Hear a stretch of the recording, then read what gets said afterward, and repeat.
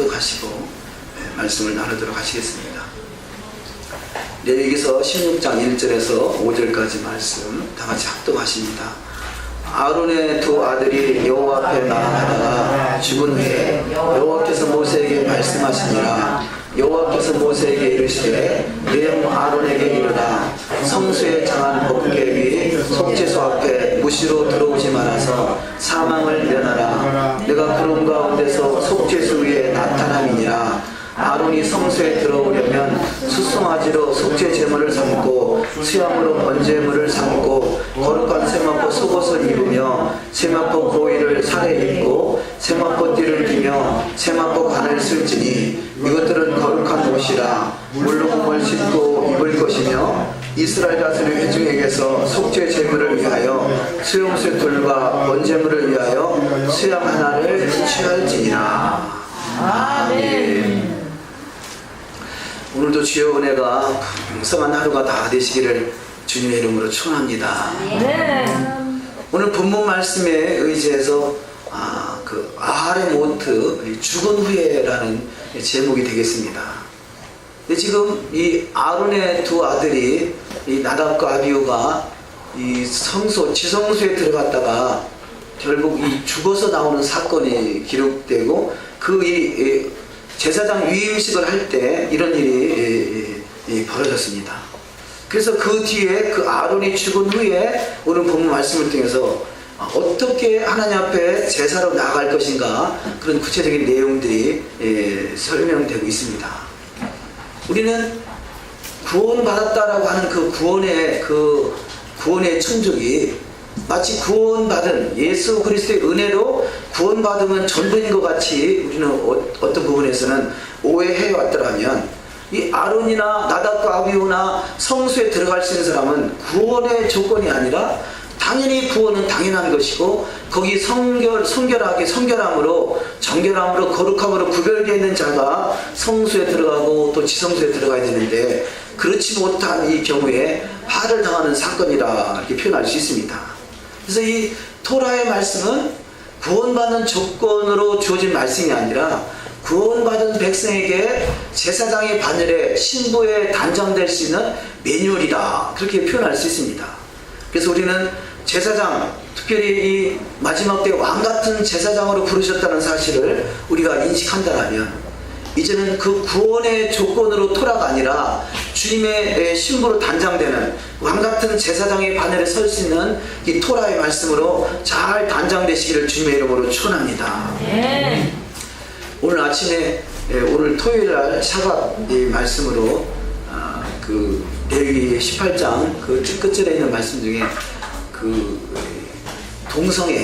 동성애에 대한 말씀으로 글을 올렸습니다. 그랬더니 대부분 올리자마자 어떤 분이 댓글을 달았더라고요. 댓글을 다셨는데 뭐라고 하시냐면 혈류병 앓았던 여인이 예수님의 옷자락을 만져서 병이 나았다. 그 옷자락은 바로 찌찌, 옷술이다 이렇게 표현하죠. 그렇습니다. 그 당시에는 그 옷을 찌찌트를 이렇게 입었고 그 옷술 밑에 이게 쭉 늘어져 있는 그것이 결국은 토라를 말하는 것이죠. 그러니까 예수님의 그 옷자락을 만졌다는 것은 결국은 옷술을 만진 것이고 옷술을 만졌다는 것은 토라를 잡았다는 것이죠. 토라를 붙드는 순간에 그 혈류병 여인이 모든 병의 근원이 나선 것 같이 저와 여러분이 토라를 붙드는 순간에 우리의 모든 묶였던 흉악의 결박들이 다 풀어지는 역사가 있을 줄 믿습니다. 그러니까 토라는 구원의 조건이 아니라 이제는 더욱더 성숙함으로 더욱더 주님의 신부로 단장돼가는, 그래서 이 토라의 완성은 바로 예수 그리스도요. 예수 그리스도를 닮아가는 것은 바로 토라를 통해서 하나하나 회복돼가는 것이죠. 더욱더 주님을 닮아가시는 신앙 되시기를 주의 이름으로 축원합니다. 자, 오늘 본문 말씀은 이 대속죄일이죠. 이 절기로 여호와 7절기 중에 6번째 절기 대속죄일에 대한 말씀인데, 어찌 보면 지금의 절기는 6월절 시즌에 바로 임박했습니다. 다음 주 월요일부터 14일부터 21일까지를 6월절 기간으로, 6월절과 무기절과 초신절 기간으로 또 오멜 개수하는 그 기간의 시작으로 이렇게 오순절까지 쭉 연결되게 되죠. 그 그런데 유월절에 대한 말씀이 아니라 이 대속죄일에 대한 말씀, 왜 그 말씀과 유월절과 대속죄일과 무슨 관련이 있을까 우리는 생각해 볼 것입니다. 근데 성경은 단어 하나하나가 모든 것이 다 예수 그리스도 예수님과 연결되어 있고 또 성경은 다 하나로 연결되어 있죠. 그렇다면 왜 하나님이 지금 이 시즌에 유월절 시즌에 대속죄에 대한 말씀을 하는가 하는 것입니다. 그것은 어찌 보면 이 유월절은 대속죄의 시작이라 할 수 있습니다. 유월절은 대속죄일은 그 민족적인 죄를 사함받는 것이 그야말로 심판받는 그 죄사함을 받는 그 어떤 획기적인 사건이라면 유월절은 개인적인 죄가 사함받는 사건이다 이렇게 표현할 수 있죠. 그래서 이 대속죄일의 온전한 그 속죄가 이루어지기 위해서는 어찌 보면 유월절부터 대대로 단추를 끼워 나갈 때 그 모든 절기를 통해서 대속죄일에 바로 이 대속죄는 모든 죄사함을 받고 초막제의 주님과 더불어 신부의 바늘에서 왕같은 제사장으로 세워지는 축복이 반드시 일어날 줄 믿습니다. 근데 그 사건이 단번에 이루어질 수도 있고 또 이 6월절 기간이 이 6월절부터 초막절까지 6개월인데 6개월 기간을 통해서 이루어질 수도 있고 우리 신앙이 40년을 통해서 이루어질 수도 있고 또 단번에 이루어질 수 있어요. 그래서 우리는 그 대속죄를 마지막 때 대속죄를 통과해서 초막절 주님 만날 수 있는 그 시간을 바라보며 이 6월절의 모든 이 과정들이 경건하게 또 모든 누룩이 다 제거되는 그런 시간들이 되시기를 주님의 이름으로 축원합니다. 네. 그래서 6월절은 누룩을 제거하는 거잖아요. 누룩을 제거, 먼저는 이 어린 양의 피를 문설주와 인방에 바르고 그 사건을 기념하면서 이 무교절을 7일 동안 지키면서 이 6월절 어린 양은 철저히 하나님의 은혜라면 이제는 우리가 누룩을 제거하는 그런 시간들이 신앙의 여정이다 그렇게 표현할 수 있습니다. 우리는 더욱더 이 토라의 삶을 통해서 이 대속죄의 완전을 위해서 나가는 신앙, 그래서 너는 내 앞에 생하여 완전하라. 하나님이 이 아브라함을 찾아오셨을 때 창세기 17장에서 창세기 12장에서 부르셨지만 부르심은 그 본토 지적 아비지를 떠나 내가 내게 지시할 땅으로 가라 비전을 주었다라면 그 비전을 이루어가는 과정 속에서 그 하갈을 통해서 이스마엘을 낳고 이런 하나님의 의도와 벗어난 그 모습을 통해서 너는 내 앞에 성하여 완전하라 이렇게 말씀합니다. 우리 신앙의 여정이 그동안은 좀 곁길로 벗어났다는 그런 신앙이었다면 이제는 더욱더 주님 앞에 완전함의 신앙이 이룰 수 있는 귀한 신앙이 다 되어야 될 줄 믿습니다. 이 완전은 탐임이라는 단어로 우리 히브리어는 이 신부에게 주어지는 단어라 이렇게 표현할 수 있습니다. 완전이라는 단어가 이 탐임이라는 단어가 히브리어로 완전이라고 번역되기도 하고요. 흠 없고 점 없이 너희가 보존되기를 원한다. 영광스러운 기회로 세워지기를 원한다. 이런 것들이 다 그 탐임, 그래서 그것이 신부의 단어인 것을 깨달아 알 수 있습니다. 우리는 더욱더 완전함에 이룰 수 있는 이 지성수의 믿음을 가지시기를 주의 이름으로 축원합니다. 그래서 오늘 본문 말씀이 시작이 첫째 날 말씀이 지성수의 믿음 그랬는데요. 자, 지금 아론의 두 아들이 나답과 아비후가 지성소에 들어가다가 결국은 죽임을 당했어요.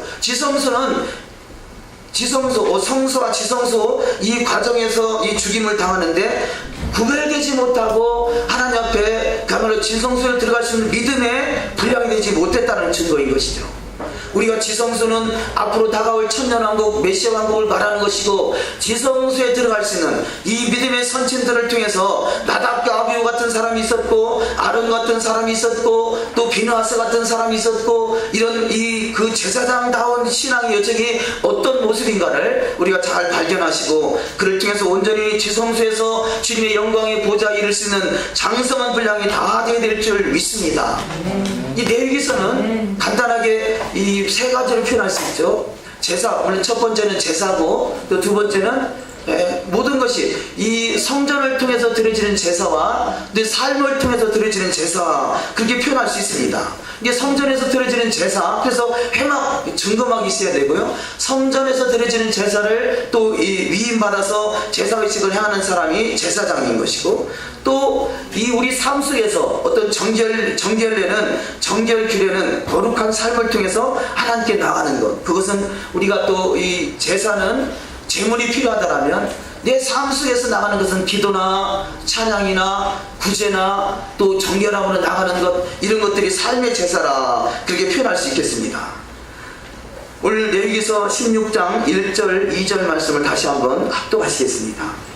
아론의 두 아들이 여호와 앞에 나아가다가 죽은 후에 여호와께서 모세에게 말씀하시니라. 여호와께서 모세에게 이르시되 내 형 아론에게 이르라. 성소의 장한 법궤 위 속죄소 앞에 무시로 들어오지 말아서 사망을 면하라. 내가 구름 가운데서 속죄소 위에 나타남이니라. 아멘. 자, 이 속죄소, 그러니까 지성소에 무시로 들어오지 말라는 말은 그전에는 기록된 말은 없지만 이 나답과 아비후가 그것을 들어가다가 현장에 죽임당한 것 같아요. 그러니까 1절에서는 나답과 아비후, 결국 여호와 앞에 아론의 두 아들이 나가다 죽었고, 2절에서는 여호와께서 모세에게 이르시되 내 형 아론에게 이르라. 성소의 장한 법궤 위에 속죄소 앞에 무시로 들어오지 말아서 사망을 면하라, 이렇게 말하고 있습니다. 지성소는 철저하게 구별되는 사람이 들어가야 될 것을 이렇게 말씀하고 있습니다. 우리는 반드시 지성소의 영광의 보좌에 이를 수 있는 믿음의 장성한 분량이 다 되어야 될 줄 믿습니다. 우리가 보통 영광이라 그러죠. 영광은 바로 지성소에 주님의 자리에 영광이 머무는 자리예요. 영광이 머무는 자리. 우리는 반드시 그 영광 안에서 지성소까지 들어가는 복된 자가 다 되어야 될 줄 믿습니다. 그런데 나답과 아비후 같이 준비되지 않은 상태에서 지성소에 들어가면 사망해요. 사망. 어찌 보면 지성소의 자리가 에덴 동산에서 아담이 탐냈던 자리, 물론 에덴은 늘 주님과 동행하는 자리였음에도 불구하고요, 그가 이 영광의 보좌까지를 탐냈는데 준비되지 않은 상태에서 보좌를 탐내니까 결국은 에덴에서 쫓겨났다라 이렇게 표현할 수 있겠습니다. 우리가 오늘날의 그리스도인이 준비되지 않은 상태에서 주님의 영광만 구하고 있다라면 어찌 보면 이 유다의 사자, 이 그야말로 만왕의 왕으로 오신 주님의 자리는 탐내지만 어린 양 대신 예수를 닮아가는 데서는 실패하고 있다고 할 수 있겠죠. 우리는 어린 양 예수를 닮아갈 때 유다의 사자와 같이 지성소의 보좌까지 넉넉히 이루는 자가 될 줄 믿습니다. 자, 나답과 아비후가 지성소에 들어가다가 이 죽어지는 사건, 그 후에 이 하나님이 정한 그 규례를 보면요, 이 대제사장만이 지성소에 1년에 1차 들어갈 수 있는데, 우리가 보통 그 전에 어떤 부흥사들이나 이런 말씀 나눌 때 1년에 1차 그러니까요, 1년에 딱 한 번만 지성소에 들어가야 된다고 그렇게 이해를 했어요.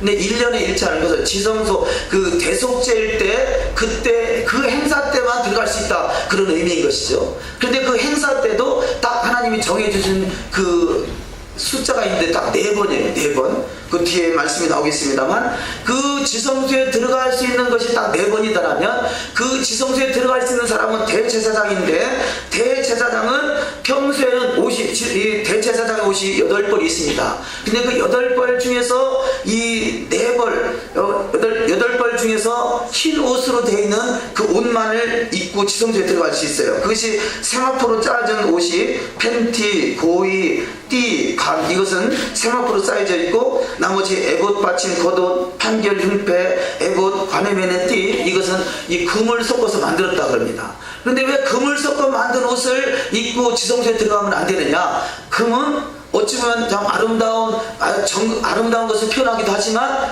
세속적인 것이 생각나게 만든다는 거죠. 마귀가 봤을 때 세속적인 것이 생각나서 저 속에 이 죄를 고발하게 된다는 것이에요. 그래서 흰 세마포는 회개를 말하잖아요. 회개, 정결케 된, 정결함, 회개, 철저히 회개한 자가 흰 옷을 입고 머리끝부터 발끝까지 희게 된 자가 들어갈 수 있는 것을 표현한다, 그렇게 표현할 수 있습니다. 자, 그래서 지성소에 들어갈 때는 세마포로 된 것만 있습니다. 대제사장은 2가지 피를 가지고 들어갑니다. 두 번의 피를 가지고 들어가는데요, 첫 번째는 황소의 피를 가지고 들어갑니다. 황소의 피는 그 가족, 본인과 가족의 죄를 사함받는 것이죠. 그러니까 대제사장이라고 해서 죄상을 받지 않아도 되는 것이 아니라, 대제사장이 어찌 보면요, 드려진 재물 보면 황소가 있고 염소가 있고 양이 있고 비둘기가 있는데, 그 중에서 제일 큰 걸 가지고 들어가는 것을 통해서 바라볼 때 물론 이 황소의 피를 통해서 지성소를 정결케 하고 또 제사장을 정결케 하고 제사장의 가죽을 정결케 합니다. 또 어찌 보면 믿음 있는 사람이 더 많이 드려야 되는 것을 표현한다 할 수 있겠죠. 제가 예전에 신앙생활을 시작했을 때요, 이해가 되지 않는 부분이 있었는데 어느 정도 은혜가 임하신 분들은 그래도 막 새벽 예배도 사모하고 열심히 모든 공예배를 사모하는데요, 제가 이해되지 않는 신학교 저희 교회 섬기는 교회 신학교 교수님이 계셨어요. 근데 신학교 교수님은 새벽 예배 나오는 거 한 번도 못 봤어요.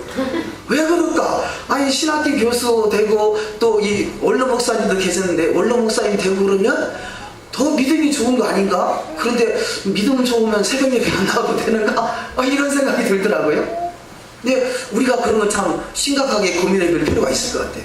어느 정도 신앙이 막 불이 붙었을 때는 열심히고요, 새벽 예배고 모든 공예배고 열심인데 뭔가 반일에 넘어가면 안 해도 되는 것 같은 그런 느낌을 받아가지고 이게 옳은 것인가 그런 것인가, 저희들은 늘 더욱더 장성한 분량이 이를수록 더욱더 겸손해지므로 더욱더 열심히 되시고 더욱더 섬김이 되시고 본이 될 수 있는 신앙 되시기를 주의 이름으로 축원합니다.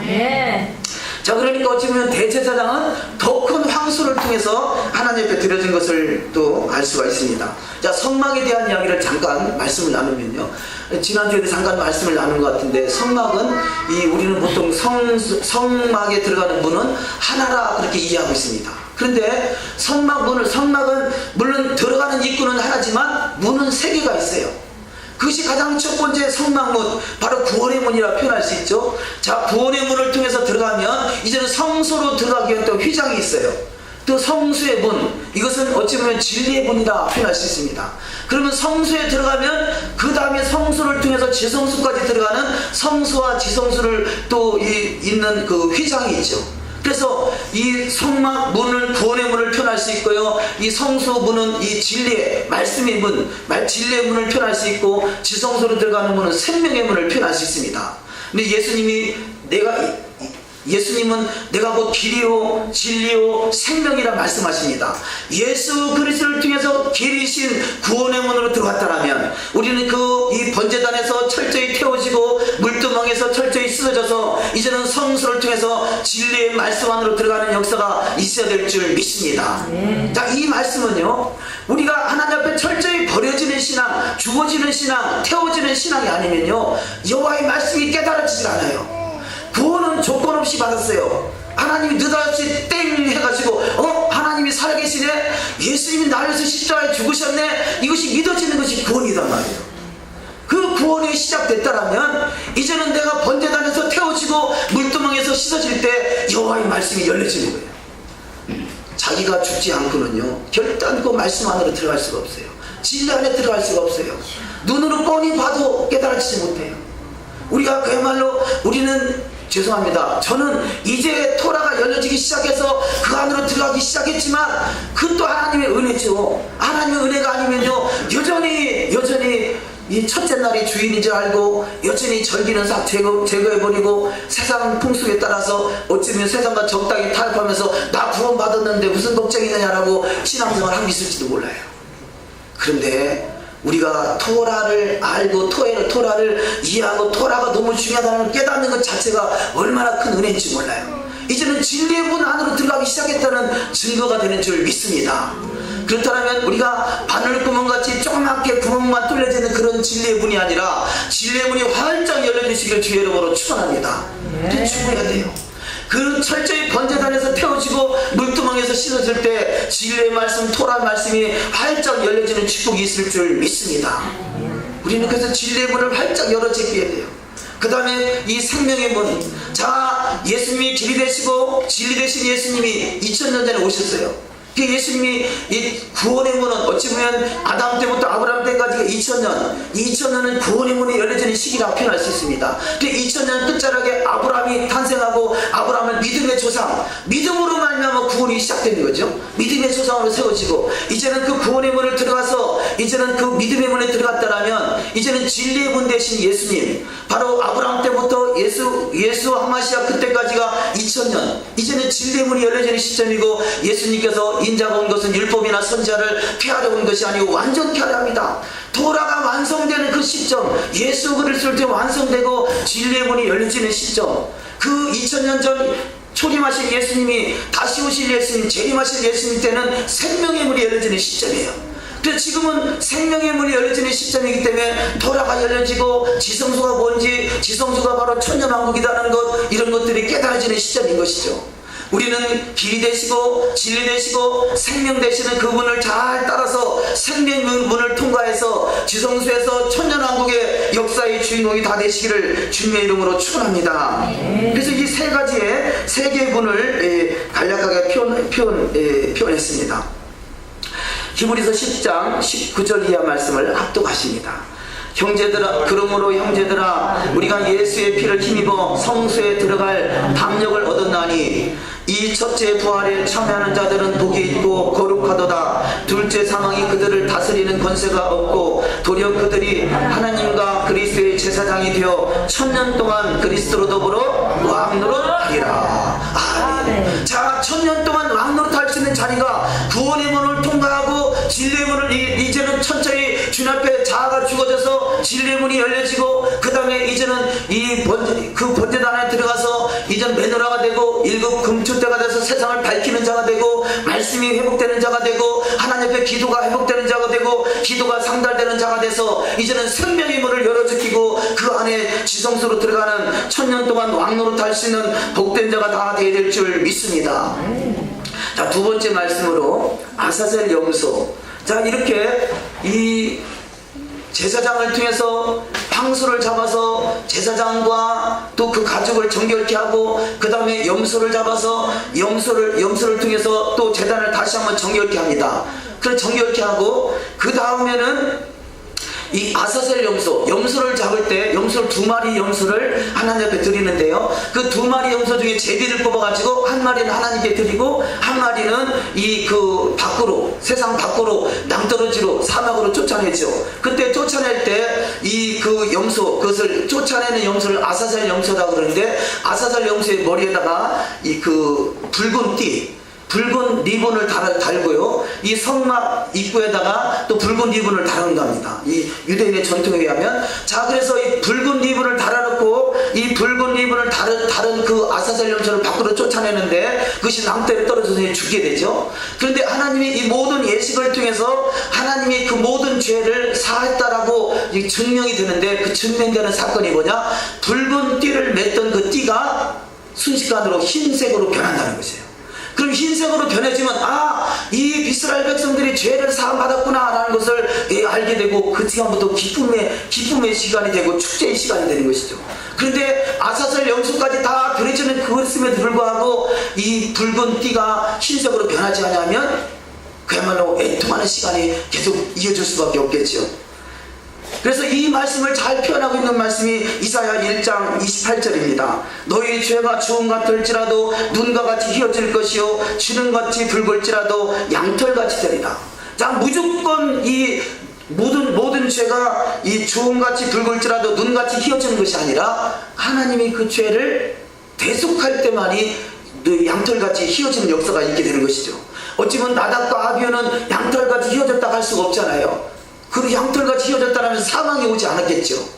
그러나 이 하나님 앞에 그 드려지는 제사, 정결한 제사와 온전한 제사가 하나님께 드려질 때, 연락받는 제사가 될 때, 우리 모든 죄가 주홍 같을지라도 흰눈같이 휘어지는 역사가 있는 줄 믿습니다.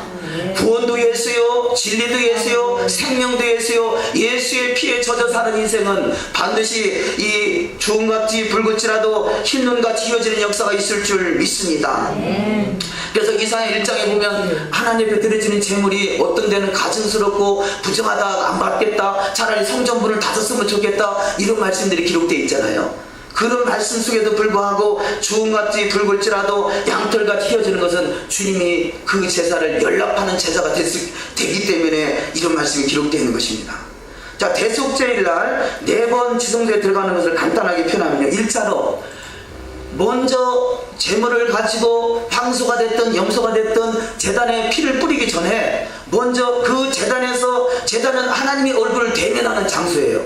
근데 하나님의 얼굴을 함부로 대면하게 되면 죽을 수 있기 때문에 그 향을 피워서 연기를 가득하게 해가지고 그 속죄소가 보이지 않게 이 향을 피우는 것이죠.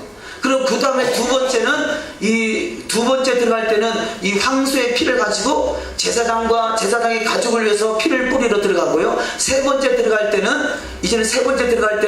염소의 피를 가지고 들어갑니다. 근데 그 염소의 피는 황소의 피와 염소의 피를 섞여 있다고 그렇게 표현합니다.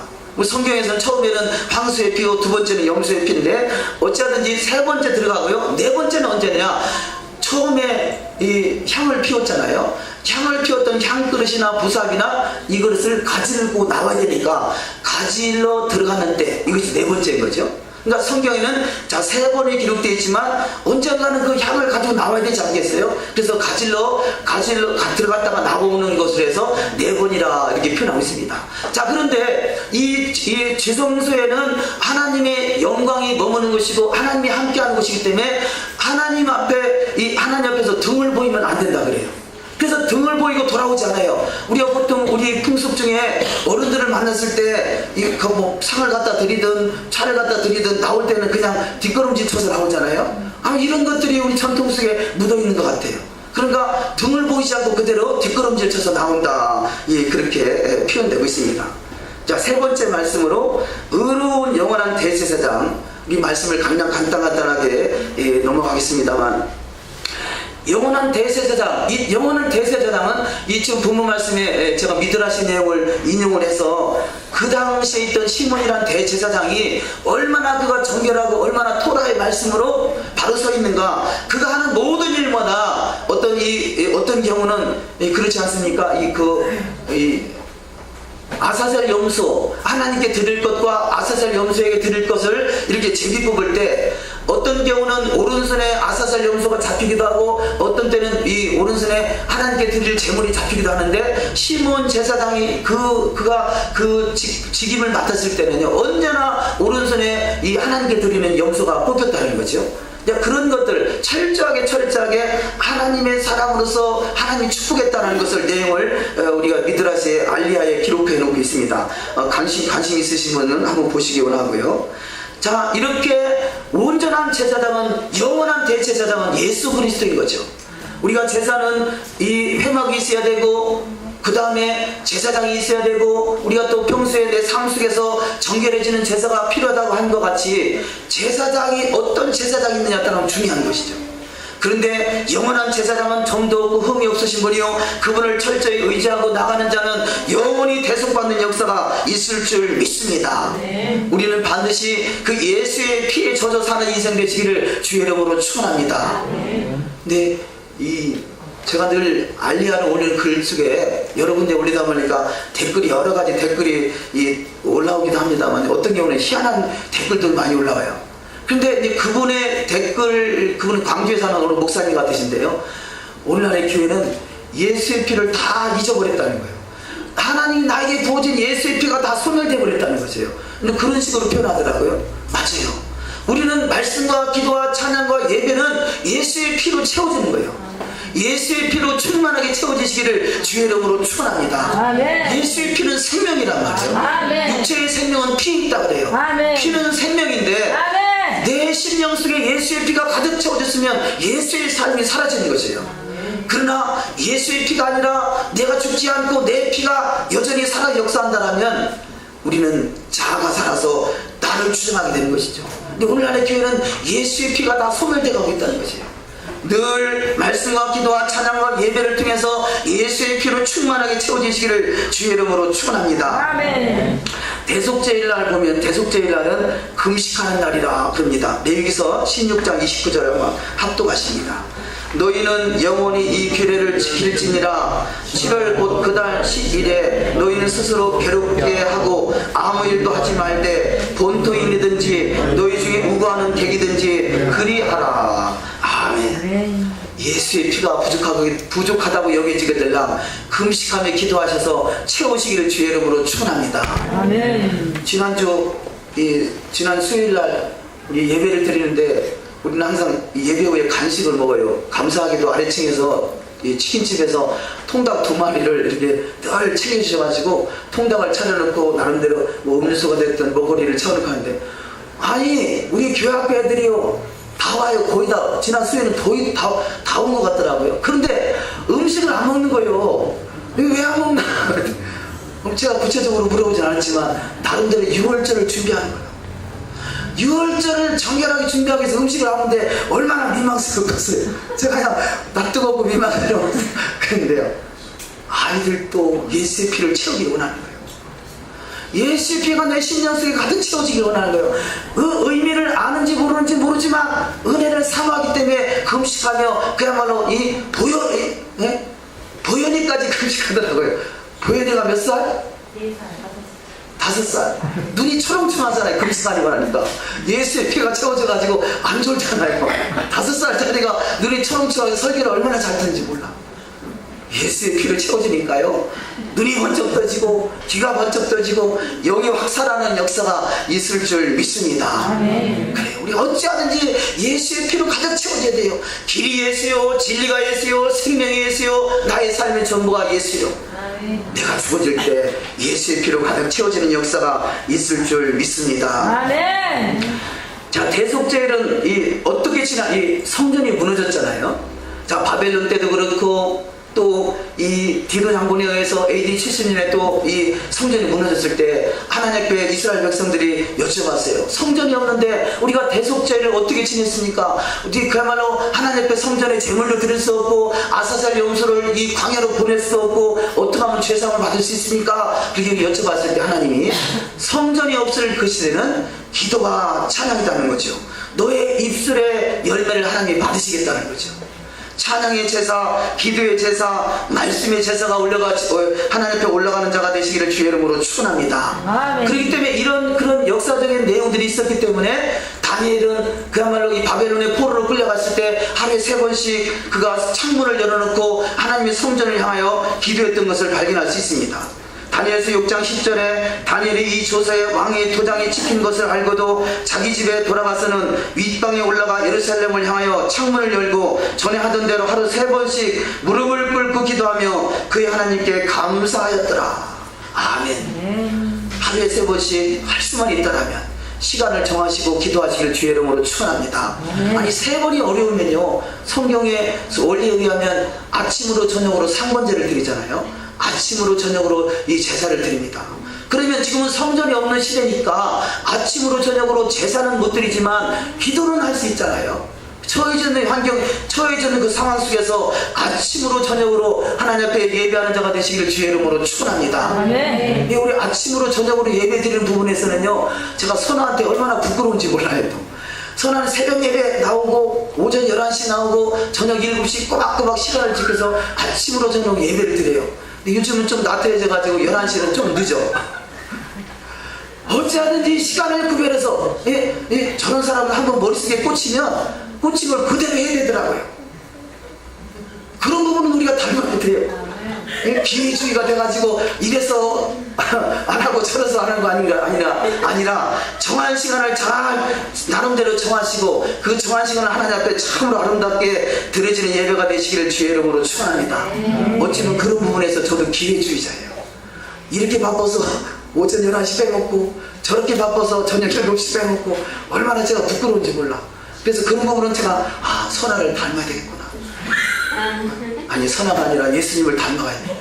예수님을 더욱더 닮으시기를 주의 이름으로 축원합니다. 아멘. 예수님을 닮아요. 자, 대속죄일 때 하나님 앞에 예배를 드려도, 아니 대속죄일 때 용서받지 못하는 죄가 있다는 거죠. 대속죄일 때도 용서받지 못하는 죄가 뭐냐? 용서받을 줄 알고 죄를 짓는 거, 고의로 짓는 것이죠. 내가 하나님 대속죄일 날에 하나님께 용서를 구하면 되지 뭐 하고 그 죄를 짓는 것은 용서받지 못한다는 거죠. 마태복음 12장 31절 말씀에 보면 그러므로 내가 너희에게 이르노니 사람이 모든 죄와 회방은 사하심을 얻되 성령을 회방하는 것은 사하심을 얻지 못하겠고. 성경에서 많은 부분에서요, 우리가 고의로 짓는 죄가 있고 부지중에 짓는 죄가 있어요. 부지중에 짓는 죄는 용서받을 수 있지만 고의로 짓는 죄는 용서받지 못한다 말씀합니다. 또한 하나님 앞에 구하지 않는 것은 하나님 용서하지 않는다는 것이죠. 요한일서 1장 9절을 한번 합독하십니다. 만일 우리가 우리 죄를 자백하면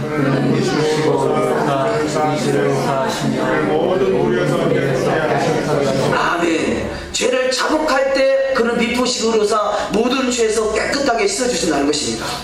하나님은 반드시 우리가 행한 대로 보상하신다는 거죠. 죄를 자복하지 않으면 용서가 안 될 것이고, 하나님이 용서할 줄 뻔히 알고 일부러 짓는 죄는 용서받지 못할 것이고, 그러나 하나님 앞에 행하는 모든 것들이 하나님 앞에 의로움으로 나가는 것은 반드시 보상해주는 역사가 있을 줄 믿습니다. 미드라시에 보면요, 가인과 아벨이 가인이 아벨을 돌로 쳐서 죽었잖아요. 그런데 아벨을 누가 어떻게 장사 지냈다 그런 얘기는 없잖아요. 근데 미드라시에 보면 그때 비둘기, 소, 양, 염소가 땅을 파고 묻어줬대요. 그래서 비둘기와 양, 이 소, 염소는 성전에 제사 드릴 때 쓰는 제물이 되는 거죠. 어찌 보면 아이고 불쌍하게 그 제물 제사 드리냐 그렇게 표현할 수 있을지 모르지만, 하나님 앞에 제물돼서 쓰임받는다는 것이 얼마나 큰 축복이겠어요. 저와 여러분은 사한 제물 되시기를 주의 이름으로 축원합니다. 사한 제사가 드려지시기를 주의 이름으로 축원합니다. 아멘. 우리는 지금 성전을 짓고 있는 거예요. 하나님의 거실 처소로 잘 지어져 가기 위해서 우리는 지금 신앙생활을 하고 있는 것이에요. 아멘. 우리가 행하는 모든 것들은 성전의 제물이고 하나님이 드려지는 제물이단 말이에요. 그렇듯이 우리가 인간적인 생각으로는 비둘기나 염소나 양이나 소는 불쌍하게 보일지 모르지만 하나님 앞에는 크게 쓰임받는 것이다. 우리는 드려지는 산제사가 불쌍하게 보일 것이 아니라 이것이 축복이요 그러지 못하는 것이 애통함인 것을 깨닫는 은혜가 있으시기를 주님의 이름으로 축원합니다. 영원한 안식 되시는 예수 그리스도의 온전한 너희가 의로운 영원한 제사장인 것을 히브리서 3장은 증거하고 있습니다. 합독하십니다. 그러므로 함께 하늘의 부르심을 받은 거룩한 형제들아, 우리가 믿는 도리의 사도이시며 대제사장이신 예수를 깊이 생각하라. 그러므로 우리에게 큰 대제사장이 계시니 승천하시니 곧 하나님의 아들 예수시라. 우리가 믿는 도리를 굳게 잡을지어다. 아멘. 영원한 대제사장이신 예수를 깊이 생각하며 그분을 굳게 붙드심으로 길이 되시고 길을 통과하시고 진리 안에 거하시고 생명 안에 들어갈 수 있는 영원한 그 양으로 제사장의 바늘이 다 되는 축복이 있을 줄 믿습니다. 자, 오늘 본문 말씀해 보면요, 네 번째 말씀으로 수용소 귀신을 섬기는 자가 있다는 것이에요.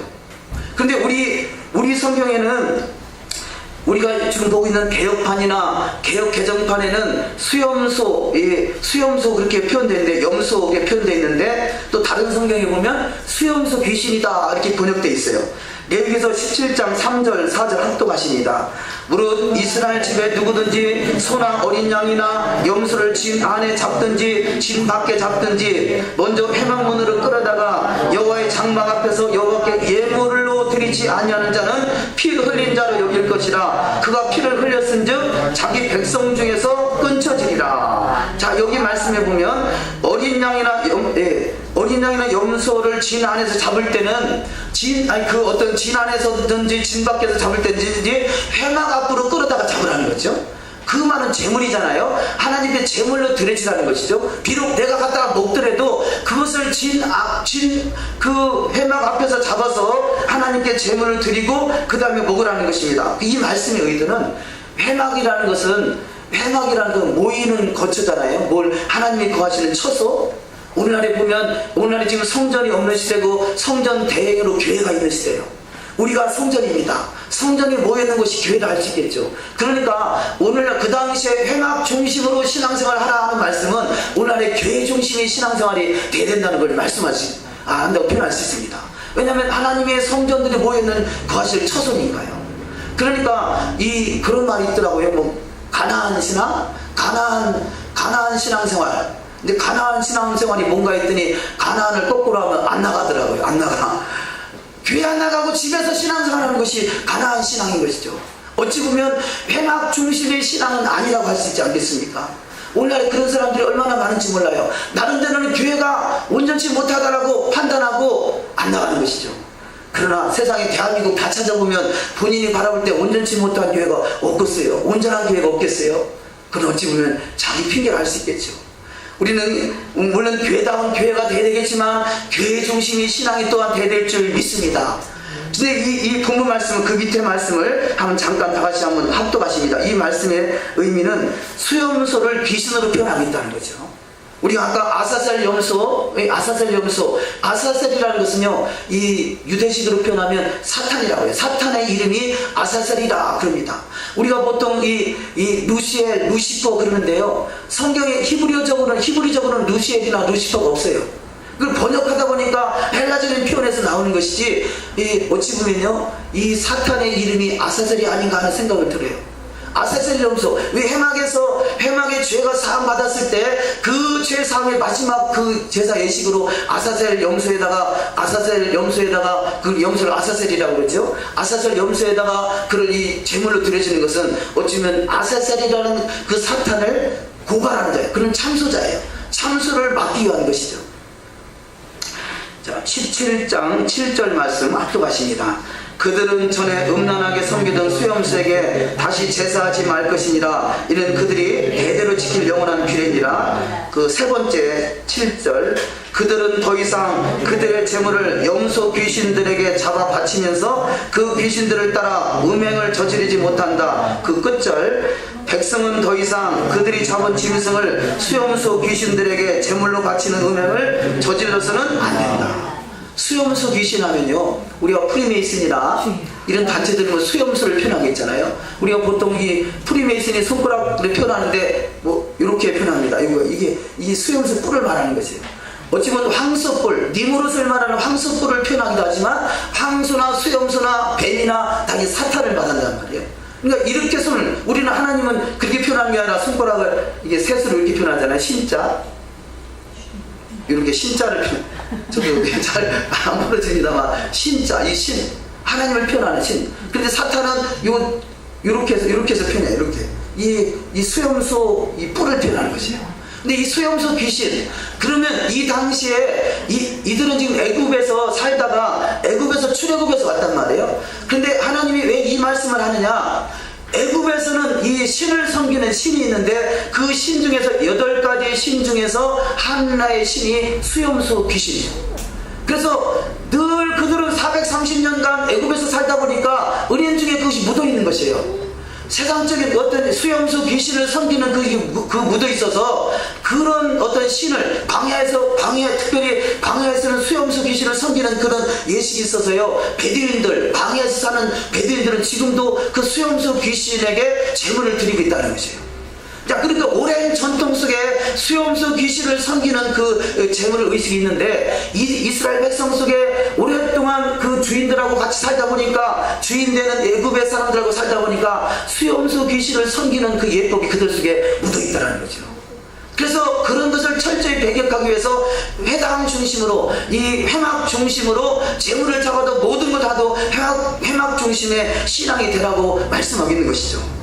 그런데 어찌 보면 우리가 회막 중심, 성전 중심, 교회 중심의 신앙이 아니면 우리는 수용소 귀신을 섬기고 있는 것이에요. 그래서 이게 중요하다는 거죠. 회막 중심. 자, 이 광야에서는 회막 교회, 광야 교회를 할 수 있죠. 광야 교회는 회막 중심의 신앙이 되어야 되고요. 가나안에 살던, 가나안에 성전이 있을 때는 가나안 교회, 예루살렘 교회, 예루살렘 성전 중심의 신앙이 되어야 되고, 오늘날의 그 신앙은 바로 교회가 있잖아요. 그래서 교회 중심의 신앙이 되지 않으면 우리는 어찌 보면요, 자기가 옳다고 생각해서 하는 그것들이 수염소 귀신을 섬기는 그 신앙일 수 있다는 거죠. 우리 속에는 결단도 그런 일이 없는 줄 믿습니다. 그런데 고린도 교회, 이 신약 시대에서 보면요, 신약 시대에 그 수염소 귀신을 섬기는 그런 풍속들이 이 고린도 교회와 갈라데 교회와 골로새 교회에 침투해 있는 것을 발견할 수 있습니다. 고린도전서 10장 20절 이하 말씀을 합독하십니다. 대저 이방인의 제사하는 것은 귀신에게 하는 것이요 하나님께 제사하는 것이 아니니 나는 너희가 귀신과 교제하는 자 되기를 원치 아니하노라. 너희가 주의 잔과 귀신의 잔을 겸하여 마시지 못하고 주의 상과 귀신의 상에 겸하여 참회치 못하리라.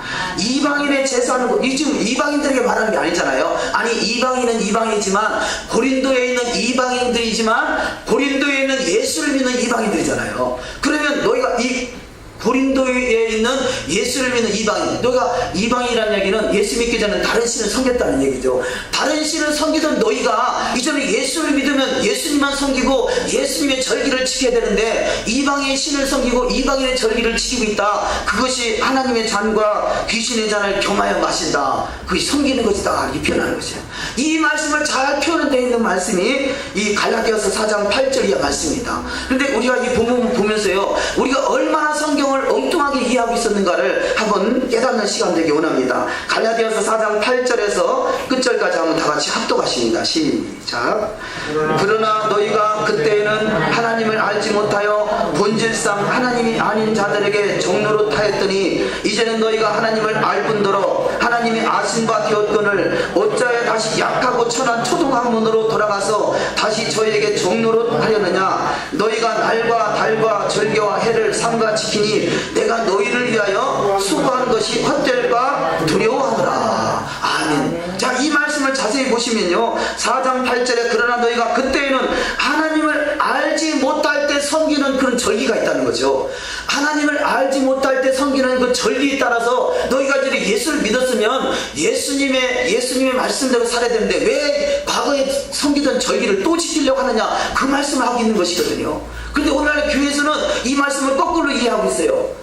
예수를 믿었으면 그 과거에 섬겼던 이 율법이나 규례나 절기는 초등학문이다. 이 약하고 천한 초등학문이다. 그걸 지금 지키고 있단 말이냐? 너는 아직도 믿음이 초등학문에 머물러 있다. 이렇게 이해하고 있는 거예요. 근데 그 뜻이 아니잖아요. 예수 믿기 전에 섬겼던 그것이 초등학문이단 말이에요. 분명히 그렇게 말씀하죠. 4장 8절 그러나 너희가 그때는 하나님을 알지 못하여 본질상 하나님이 아닌 자들에게 종노릇했던 그것이 하나님이 지금 뭐 앞으로 며칠 있으면 그 4월 초파일이잖아요. 4월 초파일이 누구 절기요? 석가절기잖아요. 이게 하나님을 알지 못할 때 섬기는 절기를 예수 믿었으면 그거 버려야지 왜 또 그걸 섬기려고 그러냐, 그 말씀하고 있는 거단 말이에요. 그래서 4장 10절에 너희가 날과 달과 절기와 해를 삼가 지키니 내가 너희를 위하여 수고하는 것이 헛될까 두려워하더라. 세상 신을 섬겼을 때 섬겼던 날과 달과 절기와 해를 지켜서는 아니 된다, 그 말씀인데 오늘날의 교회에서는 봐라, 날과 달과 절기와 해를 지키는 것은 세상의 초등학문이고 그것이 헛된 것이다, 이렇게 잘못 오해했다는 거죠. 자, 그 다음 구절 골로새서에도 또 그런 비슷한 말씀이에요. 골로새서 말씀 골로새서 2장 6절 이하 말씀을 다 같이 합독하십니다. 시작. 그러므로 너희가 그리스도 예수를 주로 받았으니 그 안에서 행하되 그 안에 뿌리를 박으며 세움을 입어 교훈을 받은 대로 믿음에 굳게 서서 감사함을 넘치게 하라. 누가 철학과 헛된 속임수로 너희를 노력할까 주의하라. 이것이 사람의 유전과 세상의 초등학문을 쫓음이요 그리스도를 쫓음이 아니니라. 그러므로 먹고 마시는 것과 절기나 월삭이나 안식일을 인하여 누구든지 너희를 편론하지 못하게 하라. 아멘. 자, 이 말씀은요, 갈라디아 교회는 세상 신을 섬겼던 절기를 너가 더 이상 지켜서는 아니 되지 않느냐, 그 말씀을 하고 있는 것이고요. 골로새서에 있는 기록된 말씀은요, 너희가 과거에 세상 신을 섬기다 이제는 예수를 믿게 됐다. 그러면 세상의 초등학문이나 이런 것들로 인해서 원래 하나님이 정해놓은 여호와의 절기를 편론시켜서는 안 된다, 또 그 말씀을 하고 있는 거거든요. 네? 자, 조금 차원이 조금 다르죠. 갈라디아 교회는 세상 절기를 말하는 것이고 골로새 교회는 하나님의 절기를 세상적인 세상의 초등학문이나 철학이나 헛된 이런 속음수 사람의 계명이나 이런 것들로 인해서 절기, 하나님이 정한 절기를 편론시켜서는 안 된다, 변형시켜서는 안 된다, 그 말씀인 것이에요. 자, 이 말씀이 우리가 이해가 된다면요, 세상 신을 섬겼던 이 날과 달과 절기와 해와 이런 것들은요, 결국은 우리가 이 토라의 말씀에 비춰보면 수용수 귀신을 섬기는 거예요. 예수 믿기 전에 섬겼던 그 신들은 결국 수용수 귀신인 것이죠. 그렇다면 오늘날의 교회에 얼마나 많은 수용수 귀신을 섬기고 있는가 하는 것이죠. 성경 속에 정하는 그야말로 6월절, 그 다음에 무교절, 초실절, 오순절, 나팔절, 대속제일, 초막절은 다 어디로 간다, 없어져 버리고요. 성경에 있지 않은 절기들은 우리 안에 들어와 있잖아요. 일요일이 주일이라는 것도 하나님의 절기가 아니잖아요. 이것이 수용수 귀신이잖아요. 또 그 다음에 우리가 지금 내일이 종려주일하고 그 다음 주가 부활절, 뭐 성경 속에서 종려주일, 부활절 지키라는 말씀이 있던가요? 또 우리가 이 추수감사절, 성탄절, 성경에 있지 않은 절기는 잘 만들어서 섬긴다는 얘기는 뭐예요? 추수감사절은 그야말로 니무르스의 아들, 그야말로 사탄의 생일날이 이 12월 25일 성탄절이에요. 그런 것들이 우리는 속아 살고 있는데 그것이 바로 나도 모르게 소용수 귀신을 섬기고 있는 것 아니겠습니까? 하나님의 절기가 아닌 다른 절기를 끌어가지고 우리가 섬기고 있는 것은 마귀에게 속고 있는 것이죠. 우리는 철저히 속았던 것에서 깨부수고 이제는 오직 진리의 말씀으로 잘 구장되는 신앙 되시기를 주의 이름으로 축원합니다. 지금 이 시기가 길을 벗어나서 길을 통과하고 진리를 통과하고 생명 안으로 들어가야 될 텐데 아직까지도 진리가 맞느냐 안 맞느냐 지금 판단하고 그런 시기에 우리 머물러 있다면 얼마나 안타까운 현실인가. 우리는 더욱더 우리가 먼저 된 우리가 깨어서 애통하며 기도해서 그 영혼들이 깨닫는 은혜가 있으시기를 주의 이름으로 축원합니다. 자, 오늘 본문 말씀 골로새서는요, 이 골로새서 6절부터 23절까지 한번 구체적으로 잘 한번 묵상해 보시기 바랍니다. 다섯 번째 말씀으로 육체의 생명은 피에 있다. 뭐 이것은 너무나 잘 아는 말씀이고 간단히 넘어가겠습니다만 창세기 9장 4절 이하 말씀을 합독하십니다. 그러나 고기를 그 생명되는 피채 먹지 말 것이니라. 내가 반드시 너희 피 곧 너희 생명의 피를 찾으리니 짐승이면 그 짐승에게서 사람이나 사람이 형제면 그 형제에게서 그의 생명을 찾으리라. 무릇 사람의 피를 흘리면 사람이 그 피를 흘릴 것이니 이는 하나님이 자기 형상대로 사람을 지었습니다. 아멘. 육체의 생명, 이 생명이라는 단어는요 네페시라는 단어 혼을 말하는 것이에요. 혼의 생명이 어디 있냐? 피에 있다는 것이죠. 그런데 영혼은 네샤마 그러는데요, 우리는 그야말로 이 혼의 생명이 이 더러운 피로, 이 어떤 짐승의 피나 이런 것으로 더러워지지 않냐고 우리는 더욱더 정결함으로 나갈 때 영과 혼과 육이 점도 없이 흠도 없이 보존되는 축복이 있을 줄 믿습니다. 그 다음에 죽은 고기는 먹지 말라는 그 말씀들, 죽은 고기는 먹지 말라. 그래서 이 부정한 고기는 금하고요. 또 짐승을 잡아도 적절치 않게 잡은 것은 사람이 먹어서는 아니 되고 그런 규례들이 있습니다. 계속해서 쭉 넘어가셔서 여섯 번째 말씀 야곱의 결혼에 대해서 간략하게 보시겠습니다. 자, 야곱의 결혼, 야곱. 자, 이 오늘 본문 말씀에 오면 어떤 정상적인 관계가 아닌 그런 관계를 부정한 것으로 여기지 않습니까? 그러면 야곱은 어떠냐? 야곱은 그 언니하고 동생을 데리고 살잖아요. 또 성경 속에 창세기 보면 수도 없이 또 다른 어떤 몽증을 통해서 또 자녀를 낳고 그래서 야곱의 아들이 12아들이나 되잖아요. 근데 이 미드라시적인 표현으로 보면 지금 오늘 본문 말씀의 내용도 그렇고요, 하나님의 법을 정해주는 내용이 많은 부분에서 너희가 가나안 땅에 들어가거든 이렇게 행하라 그런 말씀들이 많이 있어요. 가나안 땅에 들어가거든 이렇게 행하라. 그 말씀은 야곱은 지금 가나안 땅에 살고 있는 게 아니죠. 먼저는 야곱 시대는 어쩌면 토라의 말씀이 이렇게 제정되기 전이라고 표현할 수도 있고요. 또 다른 하나의 말씀은 저들이 가나안 땅에 거한 것이 아니라 가나안 밖에 있었다는 거죠. 가나안 밖에 있었기 때문에 하나님이 번성케 하기 위해서 그걸 허락하셨다 그렇게 표현하게 돼요. 그래서 야곱의 두 아내가 이 라헬과 레아와 라헬이 있죠. 그래서 라헬은 베냐민을 낳기 위해서 이 가나안 땅에 들어와서 애를 낳다가 이 베들레헴에서 죽음을 당합니다. 그래서 가나안 땅에 들어와서는 부정한 것이 씻어지지 않았기 때문에 죽었다 그렇게 표현되기도 해요. 자, 그러면 이 말씀과 우리의 삶과 적용을 시킨다면 우리는 아직까지 가나안 땅에 이스라엘 예루살렘의 성전에 들어가지 않았지 않느냐라고 표현할 수 있잖아요. 그런데 지금의 시대는 자, 성전이 과거의 그 성전은 회막이라면요, 자, 가나안 시대의 성전은 예루살렘이란 말이에요. 지금의 시대의 성전은 우리 자신이란 말이에요. 자, 그렇다면 예루살렘 성전이 없다라고 표현만 할 것이 아니라 하나님이 지금 시대는 나를 성전으로 삼으셨고 나를 부르셨다라면 내가 바로 가나안이 되어야 되고 내가 바로 회막이 되어야 되고 내가 바로 성전이 이루어져야 되는 것이죠. 그렇다면 토라의 말씀은 바로 바로 성전인 나에게 적용되는 것이죠.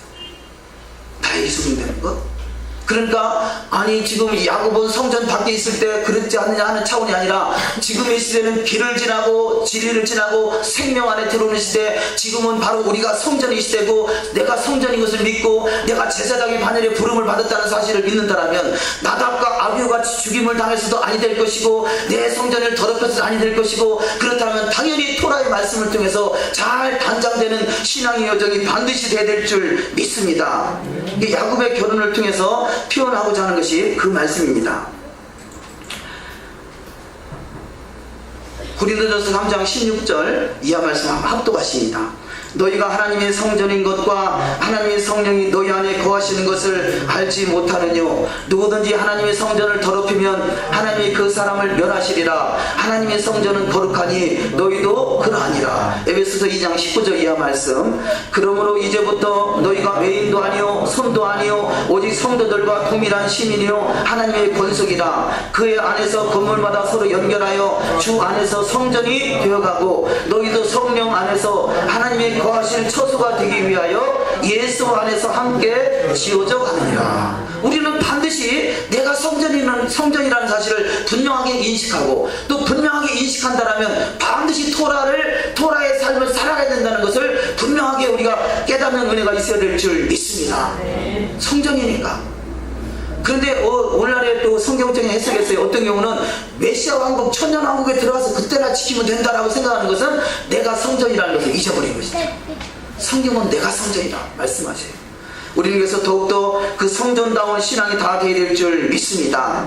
에베소서 5장 26절 이하 말씀을 합독하십니다. 이는 곧 물로 씻어 말씀으로 깨끗하게 하사 거룩하게 하시고 자기 앞에 영광스러운 교회를 세우사 티나 주름 잡힌 것이나 이런 것들이 없이 거룩하고 흠이 없게 하려 하심이니라. 아멘. 자, 영광스러운 교회는 거룩하고 흠이 없는 것이다. 그래서 늘 물로 씻어 말씀으로 깨끗하게 하고 거룩함에 이르라 말씀하고 있습니다. 자, 7번째 말씀으로 동성애는 사형이다 말씀을 정했는데요. 소돔성이 멸망한 이유가 결국 소돔성에 그 어떤 음란이 있고 음행이 있고 그야말로 이 동성애가 있었기 때문에 망했다 할 수 있겠습니까? 자, 로마서 1장 26절, 우리가 구약을 말하자는 게 아니라 신약의 말씀에 동성애는 사형이다 이렇게 말씀하고 있어요. 로마서 1장 26절 이하 말씀을 합독하십니다. 이를 인하여 하나님께서 저희를 부끄러운 욕심에 내어버려 두셨으니 곧 저희 여인들도 순리대로 쓸 것을 받고 영리를 쓰며 이와 같이 남자들도 순리대로 여인 쓰기를 버리고 서로 향하여 음욕이 불릴 듯하며 남자가 남자로 더불어 부끄러운 일을 향하여 저희의 그릇 때문에 상당한 보응을 그 자신에게 받았느니라. 저희가 이 같은 일을 행하는 자를 사형에 해당한다고 하나님의 정하심을 알고도 자기들만 행할 뿐 아니라 또한 그 일을 행하는 자를 옳다 하느니라. 오늘날의 그 모습이에요. 아침에 이 동성애에 대해서 글을 올렸더니 어떤 분이 댓글을 달더라고요.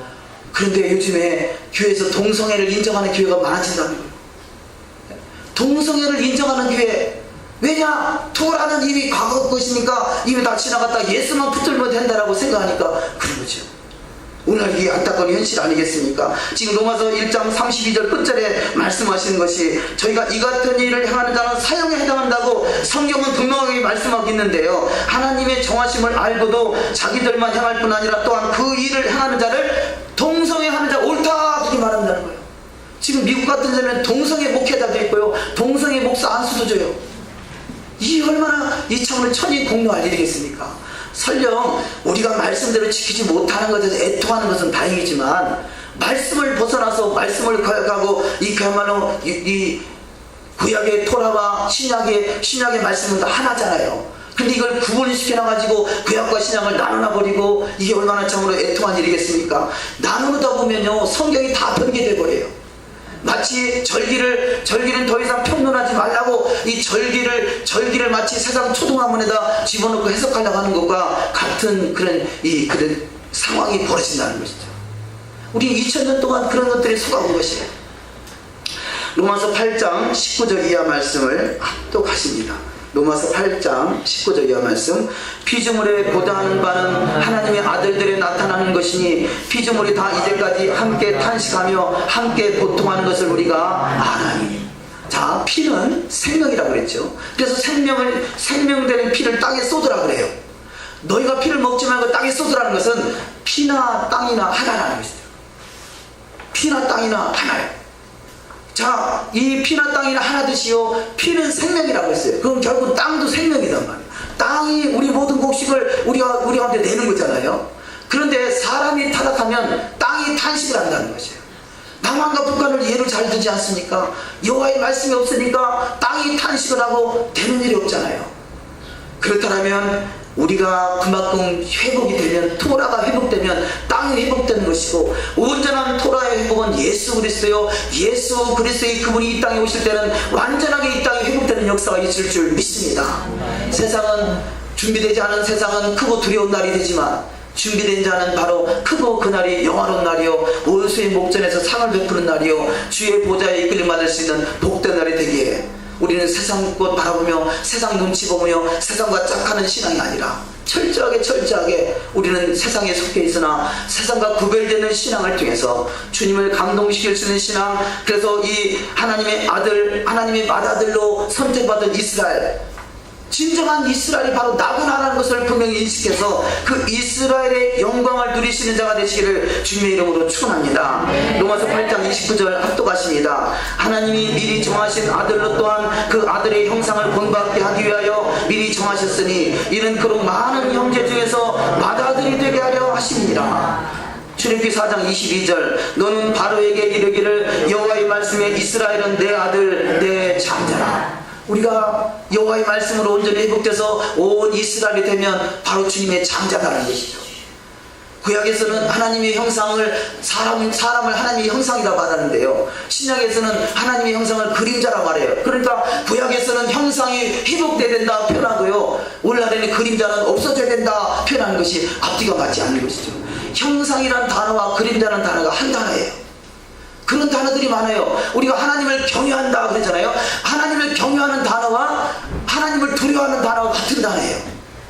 하나님을 경외함과 두려움이 같은 단어고, 충성과 아멘이 같은 단어고, 또 우리가 이 본문 말씀에 있어서 하나님의 형상과 그림자가 같은 단어라면 우리는 하나님의 그림자인 토라를 통해서 온전히 신앙이 회복되는 것이 하나님의 형상이 회복되는 것이고, 진정한 이스라엘의 장자로 주님 앞에 부름받은 것이 합당한 신앙이 돼서 하나님이 청함받은 자 속에 택함을 입은 모든 자가 돼서 그 영광의 보좌에 넉넉히 이르시기를 주의 이름으로 축원합니다. 기도하십니다. 말씀을 생각하면서 잠시 기도하기 원합니다. 하나님, 깨닫고 보니까 하나님의 형상이 바로 토라의 그림자인 것을 깨닫습니다. 토라의 말씀이 너희가 성경에서 영생을 얻는 줄 알고 성경을 상고하거니와 이 성경은 곧 나에 대해 증거하는 거라 말씀하신 같이 토라의 삶을 통해서 우리 주님을 깊이 만나는 자가 되게 하시고, 토라의 삶, 진리의 말씀을 통해서 이제는 지성소의 주님을 만날 수 있는 진정한 사밭이 이루어질 수 있는 복된 삶 되기 원합니다. 아버지, 토라의 실체가 되신 주님, 아버지, 우리는 더욱더 주님을 사모하기에, 주님을 더욱더 사랑하기에 주의 말씀을 이루는 자가 될 수 있기를 소망하오니 말씀대로 이룰 수 있도록 힘을 더하시고 능력을 더하시고, 아버지, 주님의 각종 지혜를 통해서 하나님의 영광을 드러날 수 있는 영광스러운 주역 되기 원하여 우리가 합심하여 잠시 통성으로 기도하십니다.